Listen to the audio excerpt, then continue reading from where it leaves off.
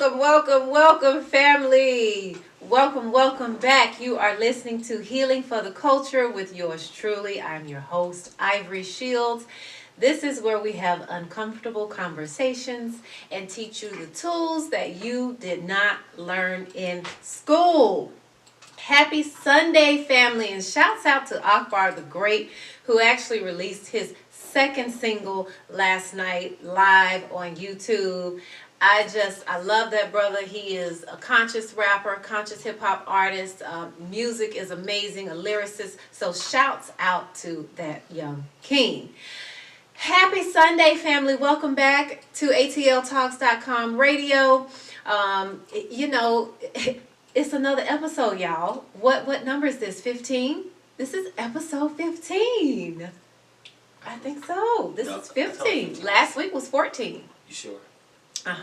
Because we talked about the significance. Remember, I guess her. Oh, that is 14. true. Yes, yes, that is true. That is true. This is episode 15. Yes. Okay, everybody. We got Captain Daryl in the studio, of course, flying our plane. How you doing, Cap? Hey, I'm great.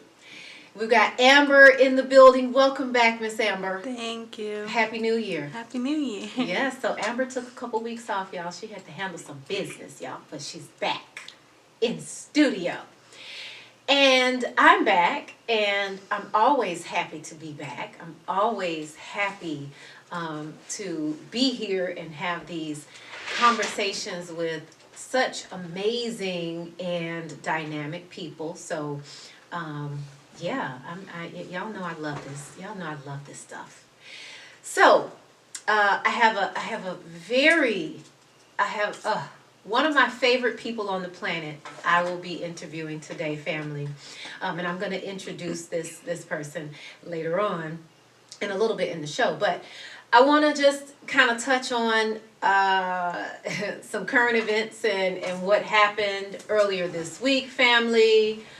We saw history being made in our country, with the White House being bombarded and bomb rushed, and State Capitol. The state capitol. State Capitol. What did I say? White House. The White House. Oh, excuse me, not the White House, the state capitol. Excuse me. See, that shows you how. Okay. Anyway, let me not go there. But I say that because I don't really watch news as much. Y'all. I just don't. For my own sanity, I don't watch it over and over on repeat like that. I pop in. I'll talk to people. I'll read to get what I need to know, and I keep it moving. I just cannot. I cannot consume certain information, certain frequencies. Certain information has certain frequencies, and I just choose not to consume it because I'm a firm believer that you are what you feed your senses. And so I don't feed my senses, meaning what I see, what I watch, what I hear. I feed my senses the things that I want to be. And I don't want to be fearful. I don't want to be afraid. I don't want to be on edge. I don't want to be stressed out. I don't want to have anxiety. So I choose to feed my senses those things that will do the opposite of all of the stuff that I just listed. But again, like I said, I'm definitely aware. So I'm certainly not an escapist. I'm a realist. And so I understand what's going on, and I understand the importance of knowing what's going on and being aware of what's happening. And I always say the only thing that we can control is how we respond to things. How we respond to people, places, things, and situations around us, and the things that we go through. That's the only thing we can control. That's the only thing that we have any sort of. That's the only thing we can control. So we can't control who bomb rushes Capitol Hill. Wait a minute. What did he say? What is the state capitol? We can't control that. We can't control other people's behavior and actions. We can't control what other people believe. what other people say, what other people think. We simply cannot do that. And lastly, I'll say this, y'all, before I introduce my amazing and dynamic guest. I think that this, for me personally, this shows me that, excuse me, there needs to be an emphasis on self-reliancy, being able to be self-reliant and not depending on, waiting on, relying on a government, an entity, or any other thing to take care of us, to protect us, to save us. We have to do that for ourselves. We have to do that within our own circles, within our families, within our communities. And I think that is what, for me, that's the lesson that I'm getting out of what I'm seeing. So I hope that lands on someone out there. You know, what I say and how I feel and what I believe isn't for everybody, but it is for somebody. All right, family, so I'm going to go ahead and introduce my guest for today, and I am so excited. Like I said, this is one of my favorite people on the planet. This is my brother from another mother. This man is, he has a background in business consulting and business development. He is an entrepreneur. He is an author. He's a screenwriter. He's a playwright.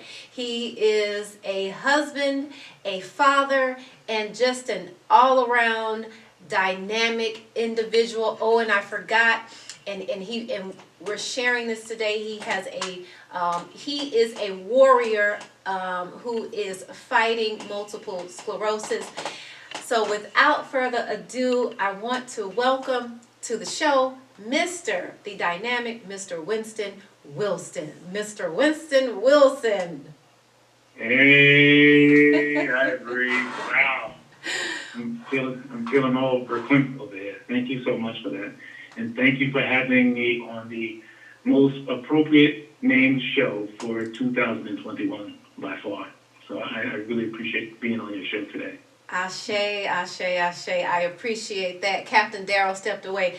I stuttered on your name because I was thinking in my mind, your applause is not going to be taking place because Captain Darrell stepped away from the switchboard. And so, you know, I'm still giving you an applause, okay? Because you are worthy. You deserve an applause in your intro for this show.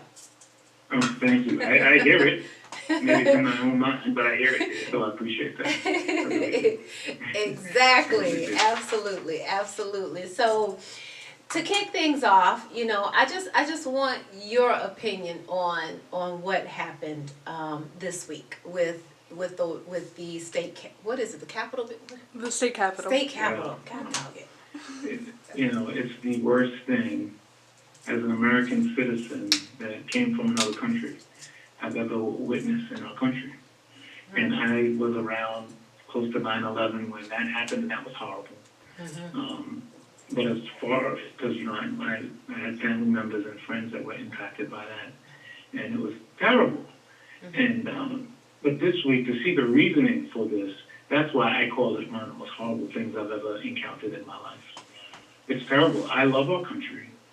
My family came here from another country for all of us in our generation and the Which country? successive generations to have a beautiful life. Which country and did to see that happen based on the underlying reason, because, you know, people will give all kinds of reasons, but the underlying reason is that there's a group of people who feel that the privilege that they've had for centuries is changing and it's going away, and they're fearful of that, and they're afraid of that. And so they're lashing out in a juvenile and terrible way. Yeah. That's what it is. That's what's happened. People you see a bunch of, you say you don't watch the news, but I do, and people make all kinds of excuses. It's not any other excuse but their fear. And then people, and a lot of those people will go and say, well, I'm a Christian on Sunday, but on Wednesday I'm going to the Capitol. Hypocrisy at its best. You can't be doing that. And, you know, I'm not a Christian person. Like, I know Bible verses. Like, you know, we all have friends that can spout off lots of Bible verses. But I do know that if you are a Christian or if you understand the tenets of it, like the key tenet is that we're supposed to love one another like our Creator loved us. And you can't do that if you storm the Capitol, or if you disenfranchise a group of people, or if you hurt people and shoot and harm them indiscriminately, or you think you're better or different than others. That is not the life of anybody who can call themselves a follower of any religion. And so all I say is that everyone, that was involved with that, I hope that in their heart they understand that they're not living in the tenets of a human being. They're just not. They're not. They weren't acting like a human being at that moment. And I hope they can forgive themselves, and the law will find them and do all that other kind of stuff.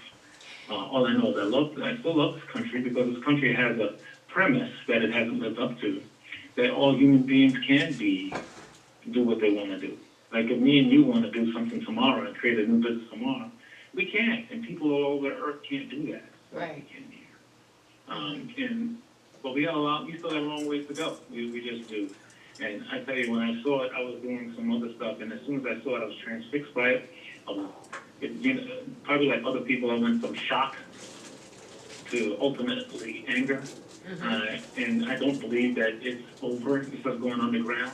Sort of like if I was going underground when President Obama was the president. And we just got to be up front. We got to be at these people like, your fear can't control us. Yeah. Your fear can't be the United States of America. You can't be. We're not a human being if we're afraid of everything. That's such an excellent point, and I think I think it's worth mentioning or kind of reiterating the fact that this is fear that we are dealing with, and in my own healing journey, I've come to value the power of compassion. And when I say that, I mean compassion is understanding how other people feel and understanding another person's point of view and understanding why people behave the way that they behave and why people feel the way they feel, or empathy. And what I understand, and to your point, is that this is simply fear. This is all fear-driven behavior, and it's not, it's not behavior that should be accepted. But to your point, I think that there's value in understanding that this fear that a certain group of people have cannot dictate and control other people. Reason? Yeah, I was gonna say the reason why I hesitate calling the people by their ethnic group is that all of them aren't like those people who did that stuff at the Capitol. Absolutely, absolutely. They just aren't. Yeah, this is a group of people, right? Absolutely, and that's why I think that for me, like I said, for me personally, if I consume, I think this is just what works for me. Not consuming it like that, I don't have this certain level of, it doesn't instill this certain level of fear in me. Whereas I have to be honest, if I were consuming it like that, I would be fearful. I would have a lot of anxiety around it. And so I understand what works for me and what triggers me, and I understand how to manage that. And that's one of the ways that I manage triggers. So for me, I understand what I'm dealing with, and I understand that it's a fear tactic. And so because I know that, and because I know that it's to manipulate my emotions, I try my best to manage situations, and that's how I've managed this particular situation. So I just wanted to kind of drive that point home about the fact that this is fear, family. This is fear that we are dealing with. And if we are fearful of what we're seeing, be mindful that this means that there's a certain level of control that that someone or a group of people have over you. I understand the initial shock of it all because that's human nature. But then it's like, okay, once we process and we see, you know, logically, rationally what's happening here, okay, then we move a different way. We move in a way that doesn't include fear, that includes power. We move in such a way with power because we understand what is happening. I tell you, one of the things that I think we all have a slight modicum of fear, because here we are, we're on a little tiny orb going thousands of miles across the galaxy, and we don't really understand what's going on, you know, like how we got here and that kind of thing. So we always try to figure out like what we're supposed to be trying to do, and so that's why we've created all these constructs, how to put other human beings in a box. And the fear that I see from those people that are doing that, it's, you know, like when you hear on news or hearing stuff and you hear things about, you know, for example, us black people, we want to get equal rights, right? Other people don't get equal rights. They hear my privilege is going away, so I'm afraid. Right. Right. And so they're like, oh my gosh, you're equal for you, but fearful for me. I'm going to lose my stuff. And that's a real people, thing. Yeah, those same people say, oh, you are entitled, but they're entitled to their privilege. Yeah. And so that fear is a powerful factor. Sometimes when I think about the fear and the hope that we have of the world, for the world, sometimes I think fear is winning. But I know for a fact that, you know, shows like this with the awesome titles and Ivory doing what you're doing, these we will chip away at the fear. We just have to. Yes. That's more powerful in our human emotion for the long term than it is for the short term gratification of, yo, he or she is trying to take my job. Or whatever the fear is that's coming back about. He or she, they are a different color than I, or they speak with a different accent. All of that stuff will go away if we say, let's keep chipping away at it because it's more powerful. There's a reason why people remember those human beings that have come before us that actually did that kind of thing, like Martin Luther King Jr. and others. Indeed. Because what they did is more human than those who did the fear. Absolutely. And love.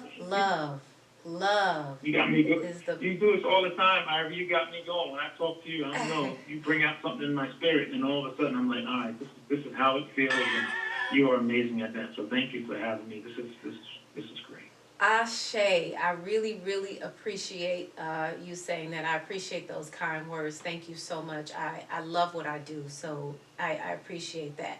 You said that, and I was saying love. Love is the highest frequency. Love is the most powerful emotion, and love can conquer fear any day of the week. And you talked about Michael Jackson and King and those folks who were trying to push forth an agenda of love.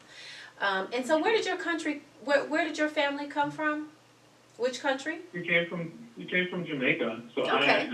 I'm a naturalized citizen of the United States. So okay. I came here as a baby, and we grew up. I grew up in Brooklyn and then in Long Island ultimately. And so when my family came here, it was right after Jamaica declared its independence in the mid-'60s. Or early 60s. Was that from Britain? So several years after that, my parents came here, and I and my brother and sister, we all came here, and my parents, you know, they love the United States of America, with one exception. We still get nothing, but we still get all the Jamaican food that we need to, because we love Jamaican food. But, I do too. But I tell you, it's a great country, and obviously I'm privileged that I'm here, and I tell this to people that are my son's age, that my parents didn't come to the United States of America for me. They came to this country for them. So they can make decisions that impact the lives of other people. Yeah. If they do that, then, you know, they didn't necessarily know it, they just had an instinct. When they came to this country, like, yo, it's better, let's go to the United States of America. They came here with nothing, you know. My mom tells a story like how she had to walk with me as a little baby in the JFK airport, and they were like, where's this baby? And talking to them about how to bring them in. I was like, oh my gosh, if Donald Trump heard this, he might be like, you're like, how did Winston get here? Oh, man, yeah, that's. No, I did not mean to evoke that person's name. I was trying to not do that. But sometimes that happens. It's okay. It's fine with me. You know, Yeah. these are the uncomfortable conversations that we have on this Yeah. show. So I'm okay with that. You need their name evoked, is what I'm saying. So I was just trying to avoid that. No. We don't like to. I don't like to avoid stuff. You know, because we all think differently. We all have different perspectives, and so I think the more we start talking about things, these saying uncomfortable things, and having these conversations, it makes it less. It makes it easier. It helps us to deal with things a lot easier when we can have these conversations. So don't apologize about that. I probably every time I say that person's name, I tell you, there's a deep-seated anger of me, not because of the person per se, not because of him, but he just represents the fear that I was talking about earlier. Mm-hmm. He's just a manifestation of the fear that one ethnic group has of another, of everybody else.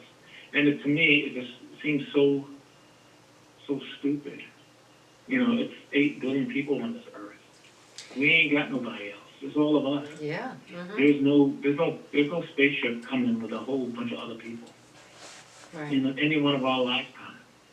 It's not going to happen. We just got to help there and be there for each one of us. Mm-hmm. And stop acting like, like we are at each other's throats. You know, I have as much common with somebody who's in a different ethnic group, whether they're Indian, white, wherever they are, from anywhere on earth, than a German Shepherd has in common with the Chihuahua. They don't have, I got more in common with people all over this earth than animals. You know, I never heard someone say, oh, that Chihuahua is not a dog because it's a small one. Mm-hmm. You know, I think to your point about Trump being a manifestation of all of this fear, I think that I think he's carrying out the role he is supposed to play in this whole quote unquote movie, because I do believe that if he were not the person in place, that we wouldn't see everything being revealed like we see it now. Like the group of people who stormed the state capitol, these people have been around. And they would be, we just wouldn't know about it. We wouldn't see it like we see it now. And so everything is coming to the surface. So if there were any questions, if there was any ambiguity, if there was any uncertainty about what people felt and what people were doing behind the scenes, it's out now. And you know what you're dealing with. Like, this is he has been the catalyst for a lot of reality checks, for a lot of the veils and the rosy goggles, for people to take off the rosy foggy goggles, so people can see this is what we're dealing with. We're dealing with a group of people who are very, very angry and very, very hurtful. And this is the way that they feel, and this is the way that they move. And they could have been moving, if it were not like this, they would have been moving in a very covert manner, where you're blindsided and you don't even see what just happened, what they just did to you that just knocked you off of your rocker. So for me, I kind of look at it from both angles. So that's the part of it that I appreciate, is the fact that things are being exposed. And I feel like Trump was the best person to be the catalyst for things to be exposed, like they are right now. Right? Mm-hmm. Yeah, Absolutely. you can see it. So, for example, this is the fact that in 2016, we had the most qualified human being to ever run for president, ever prepared to be the president. And we chose the least qualified human being to be the president of the United States. Mm-hmm. All based on the fear. Mm-hmm. All based on the fear. It was a bridge too far. Mm-hmm. They said, well, we had a black man in the presidency for 8 years, and now we're going to have a woman. to those people, that was a bridge too far for them. Yeah. We can't keep doing that. And the day after Trump was inaugurated, or the Saturday after that, women from all over the planet Earth rose up to oppose him. Everything, not everything, but millions and millions of women all over the planet Earth knew that was not a horrible thing. That was a horrible thing to happen. I know you remember this. So I'm saying to myself, damn, that he's here, but people in the world are aware of what he needs. Yeah. Yeah. Well, everything is in, for sure, everything is in divine order. That, that is another conversation. That's another topic. See, we when we get together, I mean, we just go to town with our conversations, and I love it. Right. So let me bring the conversation back. So tell everybody, Winston, who you are and what you do. That is such a great question, because as time goes on, I can answer it easily, but I start to think to myself, what's the clarifying purpose? Every year I go to this exercise where I say, who am I now? Because I'm growing, I'm getting older. Yep. I am a person who is really focused on creativity and effectiveness. And the reason why I'm that way is that I spent a long time in figuring out how can I be creative, but at the same time give my family the life that they want to have happen. And so that's led to lots of amazing things. I'm a playwright. I've written several successful plays here in Atlanta. I have a novel that I have coming out in 2021, specifically around science fiction and a black family who goes through this. I also am a public speaker. I love to speak to crowds. I've spoken to crowds as large as 10,000, specifically around effectiveness and finding tools that can allow them to be effective. Because I think we understand that we all have multiple hats to play in this life. And so those are many things that I'm involved in, and I'm very excited about what the future holds. And the reason why I know you want to ask me about my current condition and my multiple sclerosis that I have. And we are going to take a break and come back for that. So definitely, yes, family, keep it locked, because we're going to get into that in the second half of the show. I cannot believe I completely lost track of time. Like, seriously. Oh, family, yeah, I saw it. Family, That's keep awesome. it locked. We are doing great. I love talking with Ivory. I think we've had this conversation even without being on the show before, ladies and gentlemen. We have. Keep it locked, family. We will be right back. We will be right back, family. Family, you are listening to iHeartRadio's ATLTalks.com. This is Healing for the Culture with yours truly, Ivory Shields. And I am speaking with the dynamic, amazing, wonderful Mr. Winston Wilson. And before we went to break, hey, in the building. Before we went to break, we were just getting into talking about your new diagnosis, your multiple sclerosis. You're a businessman, you're an entrepreneur, you're an author, you're in the creative space as a screenwriter, a playwright, you're a father, a husband. You wear so many hats, and so and this diagnosis, multiple sclerosis, is relatively new for you. So can you share with us when were you first diagnosed, and what was that like for you? I was diagnosed in October of this year. Last year. And it was after a long process where I was going through certain pains in parts of my body, and they were just so persistent for a while. So persistent that I stopped, I removed myself from my old primary physician because I was losing confidence in that person. And I found myself a new one. And then that put me on a path where I ultimately got diagnosed here back in October, officially, even though there was some preliminary diagnosis associated with that. I tell you, when I heard about this, Ivory, you know me well. I am so into getting things done and being productive and getting a lot of things happen. Right. For a moment, it was unbelievably shocking for me. Yeah. And then I got plugged into different groups. I understand that this is like a snowflake kind of disease where like there's no two snowflakes. Yeah. So like everyone's got like different kind of symptoms. And it's been really, really challenging. I tell you, the first day after the Friday I heard of it, which was 9/11 of this year, that Saturday, I just sat there and sort of, I cried, like for real cried. And I don't know why. All I know is that it was a moment where I said, dang, my mortality is been put right front and center in front of me. Like everybody knows, we all know we're going to pass from this plane at some point. Right. But to see it and to hear it in actual words was difficult for me. Yeah. But I tell you, that Sunday, I was back doing what I do. I have my podcast. I have a podcast that I do things with. I have a nonprofit organization. I was back on the grind. I was like, God gave me a sign, Ivory, and to your audience, saying, hey, Winston, you know lots of dope stuff. I'm unsheathing your nerves inside of your body at certain points. So you can be aware of what's going on in the world and be aware of what's going on. And so get on it, partner. That's what I interpret God's message to me.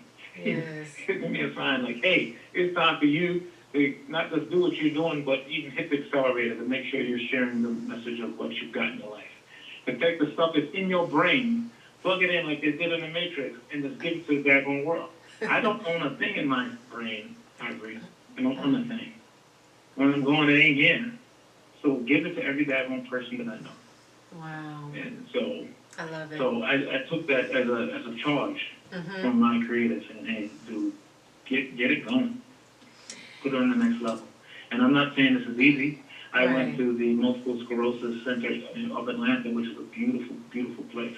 Okay. And I saw people who had symptoms that were much more debilitating than my own at this point. I do feel fortunate that I decided to find about this early, so it just didn't progress as its own, because there's no known cure for multiple sclerosis. It attacks your central nervous system, and that can affect your brain and your motor functions, and at some point result in things like paralysis and other things. Yeah. And so I feel very fortunate that I heard of it when I heard of it, so I could take some plans around it.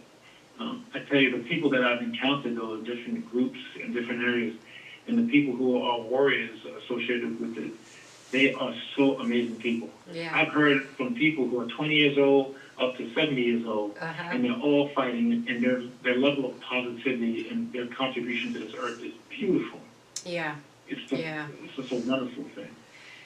You know, I having worked in healthcare, working in the hospital, working with patients for multiple years, over 10 years, and encountering many patients who were warriors, dealing with and fighting with multiple sclerosis. And what I found was that there was a stark difference in the quality of life for people whose outlook and perspective was a positive one versus those who were stuck in this negative thinking pattern and focusing on the negative aspects and what they could not do. There was such a stark difference in the quality of life. And so my question is, and for you, I just knowing you and still just watching and observing how you're moving, even since you even told me about your diagnosis last year, it's like you haven't missed a beat. Okay.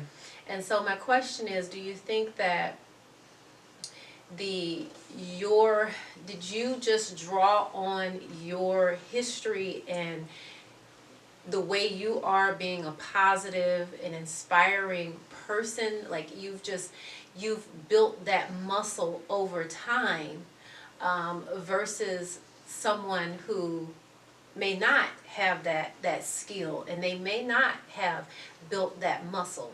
So the question is, how easy or how hard is it if someone has not built that muscle, that skill of being positive, of thinking positive? How hard or difficult is it to make that decision to think positive. If you have a health crisis, it may not be multiple sclerosis, it may be something else, it may be cancer, it may be ALS, it could be anything. How hard or difficult is it to make that decision, and what advice can you give to someone who may be going through a health crisis and they don't have this muscle built up from over time, or this skill to think positive? Yeah, I think that's definitely something that I've built over time. But one thing there's a couple things I'll say is the first thing is that when you're a writer or you're a creative, you've got to hone your craft, right, and keep auditioning or acting or writing. I would say the same thing goes for being positive in this life. And that starts with me is that I've always been a positive person, but when I got this diagnosis, I decided to even become more in the moment. So I would say the first bit of advice I give to anyone who's out there is that treasure every single moment that you have with another person. Learn from that. Learn from that interaction. That's tough, but sometimes we want to interject what we know, or we want to we have some kind of animosity associated with someone for some reason that we made up. Treasure every single moment. Every single time you talk to a person, every phone call you have with someone. And that's a muscle that's got to be developed for some of us. There's a book I read a few years ago called Mindset by Carol DeWitt. And it's really, summing up is that when you have a growth mindset, when you want to grow as a human being, you take every opportunity that exists and you decide that you're going to learn from it. And it's going to help you grow in one fashion. And so every single moment, this conversation has contributed to my life as much as it'll contribute to anyone who's listening to our voices. It'll pour into everybody's life a little bit. And so I think there's an opportunity for someone who's going through a health crisis of any kind to figure out, well, this health crisis is telling me that whatever deposits I've been given to human beings in my life, near and far, how do I keep doing that? In whatever time, if you have an infinite amount of time left, or if you have a finite amount of time left, how do you contribute to that? How do you make sure that the moment you spend with your family members or your friends, that they're real moments? They're not like moments where you did and you halfway did, halfway somewhere else, you're on some device or something else. They'll be there with that person. And I tell you what I've learned is that I was there, but I was probably 85% of the time there. Because I'm always thinking about a new ideal and so forth. And so what I've realized is that by being 95% there all the time in every conversation and just unplugging from anything else, it's a powerful way for you to continue to grow. Because whatever you're going through out there, whatever that is, whatever that ailment is out there, there's still an opportunity for you to contribute to this world. Yeah. It just is. So keep contributing. In whatever it is, whatever way you can. If you can't write, if you can't talk, if you're in a really debilitated state, then just smile. Just raise your eyebrow at someone. We as human beings are unbelievably perceptive. 60% of our communication is done with our body language. True. Just put your hand on somebody. Just do that. And if you're on the opposite side and you're going through a condition or medical situation with them, just be there for them. You just pour into them. Even if they don't understand, even if they have something like a dementia where they don't necessarily remember everything. Just be there. They'll know you're there. Yeah. I think that's the key thing that a lot of us, and to sum all of that up, is that it's not about you. Even though you're going through it, keep contributing to this world. Because the world needs you. No matter what's going on with you, the world needs what you are. Absolutely. Wow, that is so beautifully said. I definitely have to piggyback on what you're saying about being in the moment with people you interact with. And for those folks who may not even have family members, you may not have loved ones who you know, some people are, and I say this, some people don't have any family. Some people don't have anyone. And I say this because I've worked, you know, like I said, in healthcare, and I've encountered many people who did not have any family left.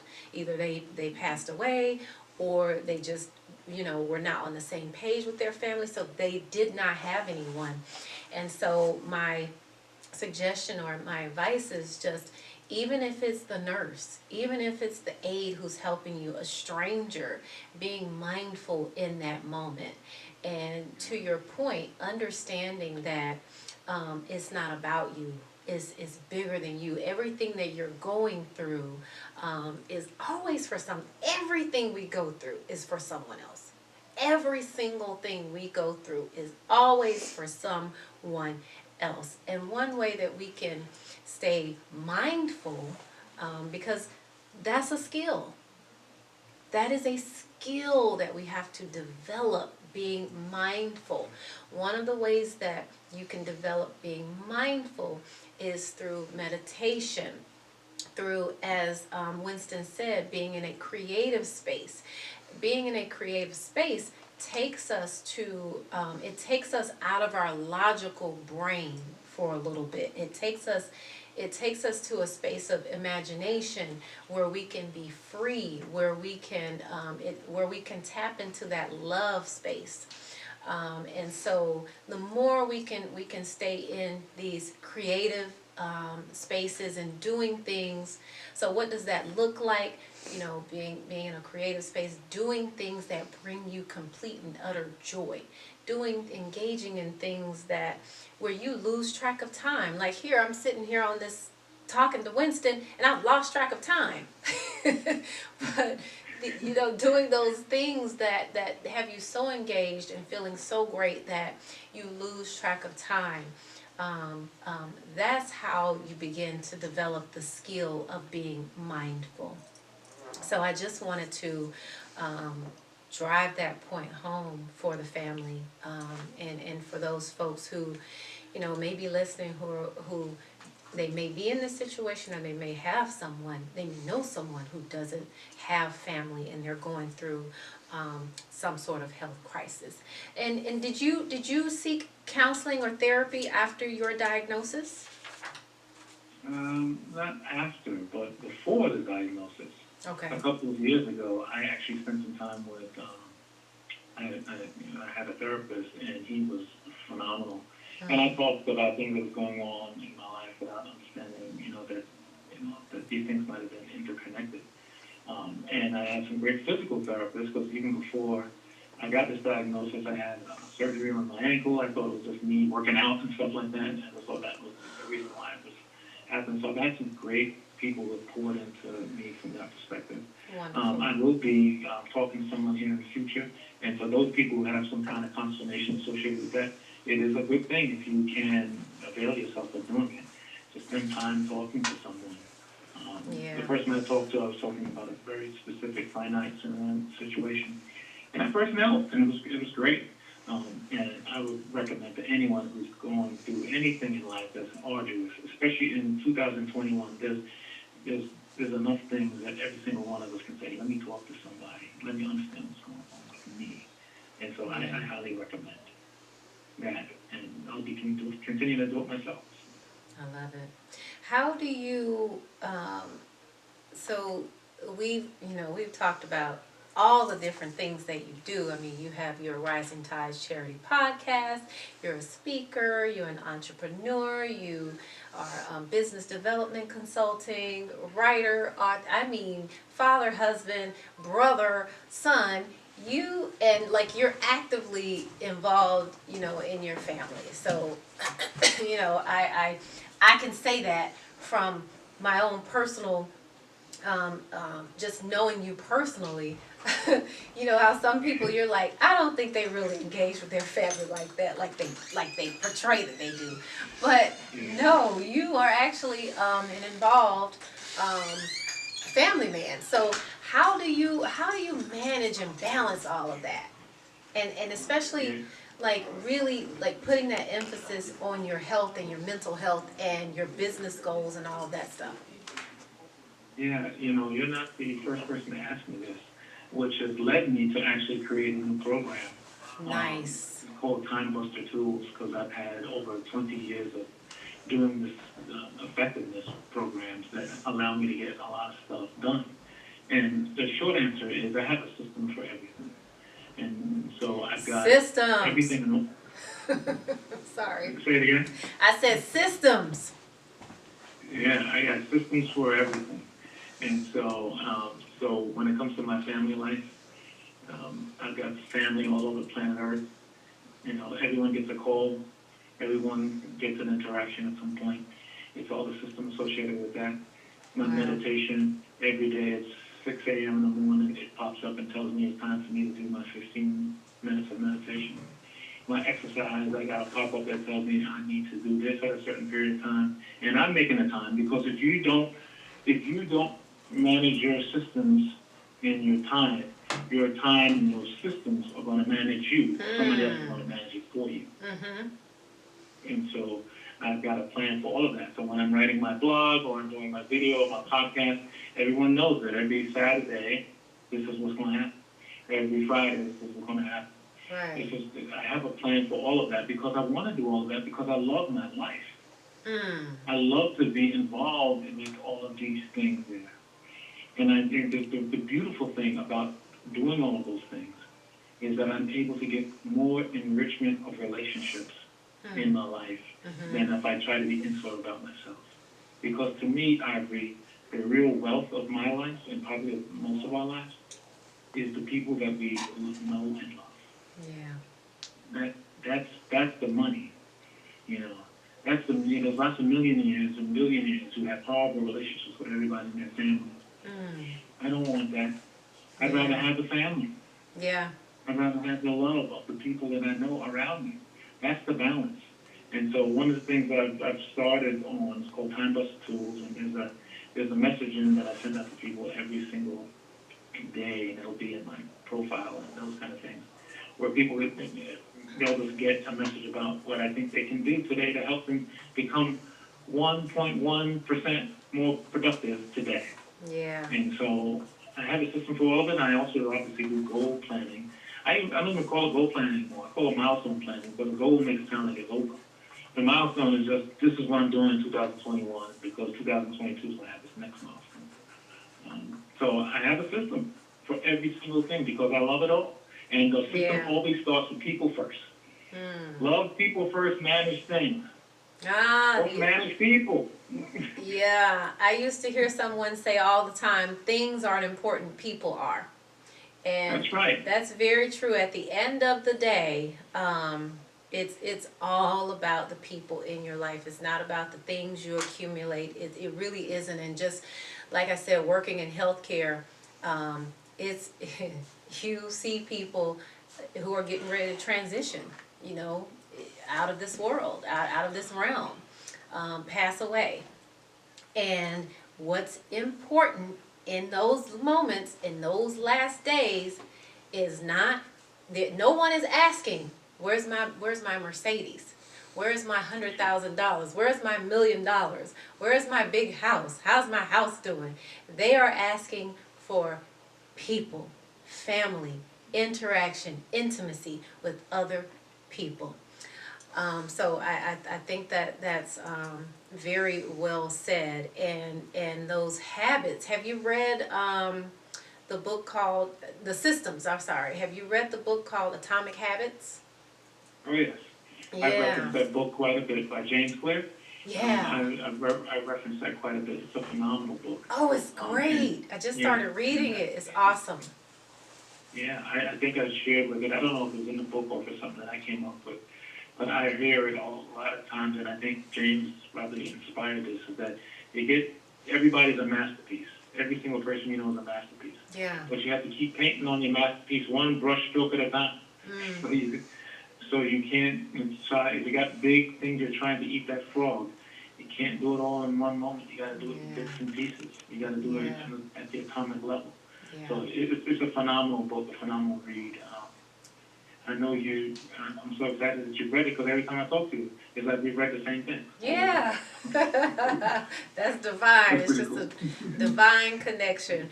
I cannot believe, I'm always in awe of how quickly my hour goes when I'm talking to my amazing guest, God. As we wrap up, can you tell people what is coming up for you next? Tell us a little bit more about your course that's coming up and where people can find you. Actually, Time Buster Tools will be launched in February of this year. At winstonaWilson.com, if you kind of click on that, you'll be able to get updates on when that's going to be launched and the materials associated with that. So that's going to be a ton of fun. Last year, the wonderful Ivory was part of the cast of Jet Black, which was my most recent play, and it got wildly raving reviews by doing it as a reading on Zoom. So we're going to actually do the production, and there's an 80% chance that that too will be on Zoom. Hopefully things will be different. And that's going to happen this year. And then the last one of my goals for this year is to publish a book that I've been working on for about 15 years. It's about a family here in Atlanta who get the world is coming at them and they become science fiction heroes, if you will. And they have to find each other. And it's called Family Superior. Okay. And so that's the book that'll be coming out this year. Again, Ivy, thank you for having me being part of your show. I feel so overwhelmed by you pouring into me and allowing me to be part of your audience and part of your show. Of course, without a doubt. Oh my goodness, Ashe, thank you for being a part of my show. Thank you for coming on to the platform, and thank you for sharing your story with the audience.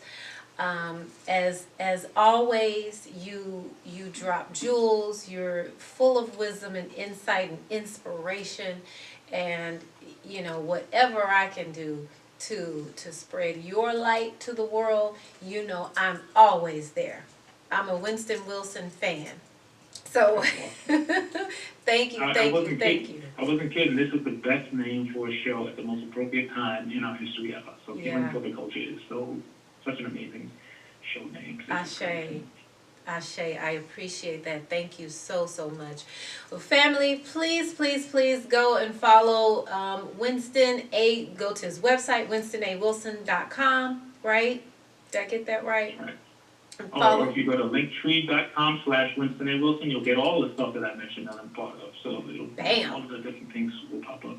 There it is. And there it is, family. So please go over and connect with Winston. Your life will be changed in a very good way.